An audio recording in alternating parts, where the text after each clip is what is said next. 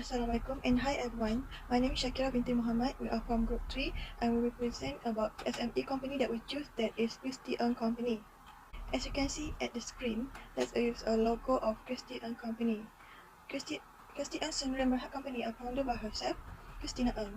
Furthermore, Christy Ng also is a celebrated merchant, based accessories designer, which uses as her core specialty distributing quality footwear offline and online. They do online setup at the core to implement the business. They also specialize the shoes such wedding shoes for bride and custom-made shoes. Her business was boosted by a cash prize of RM250,000, being the grand prize winner of the inaugural Alliance Bank's SME Innovation Challenge. Christy Ang now has 7 outlets, also inclusive office outlet, and her shoes are available at 5 department stores. Assalamualaikum, my name is Nafisa binti Mansur. Okay, my part is about analysis of host country. Okay, in the analysis of host country, we should know about the foreign direct investment (FDI) and then the method of FDI, benefit of FDI, and the FDI giant country that Christy Ng can invest. So FDI is an investment from a party in one country into a business or corporation in another country with the intention of establishing a lasting interest. And then the method of FDI is acquiring voting stock in a foreign company, mergers and acquisitions, joint venture with foreign corporations, starting a subsidiary of a domestic firm in a foreign country, and then the benefit of foreign FDI for business, market diversification, tax incentive, lower labor costs and subsidies. For host country, economic stimulation, development of human capital, increase in employment, and then access to management expertise, skill and technology. So this is the example of giant country that Christy Ng can invest. Okay, all the big countries by GDP, population and land mass are featured in the top 20, including Australia, Brazil, Canada, China, India, US and the Russian Federation. FDI is just as important to this development as it is for smaller development nations. Hi, my name is Nur Azlila binti Zainuddin. I will continue to the next part is market analysis. Market analysis is a quantitative and qualitative assessment of a market that looks at the size of the market. The first element that need in market analysis is assessment. Assessment like market potential is Christie knew there was a market for these heels in Malaysia and there was a strong demand for these heels. Next is level of competition. Christie has competition with other brand companies such as Summit, Zalora, Coach, Nine, West, and Vans and others. The pricing between Christie and her competition is not too expensive. The pricing can be categorized as affordable.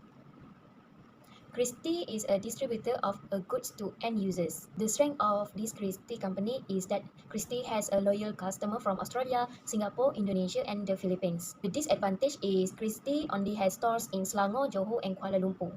Next is legal and political environment. Christie can choose not to export her goods to countries with high tariff, rather than exporting to countries with fewer barriers. Next is socio-cultural influences. For example, Christie offers products for women such as shoes, heels, and handbags, which are the wants and needs of women working who want to look elegant. These products are always in high demand in the market. The second element is evaluating.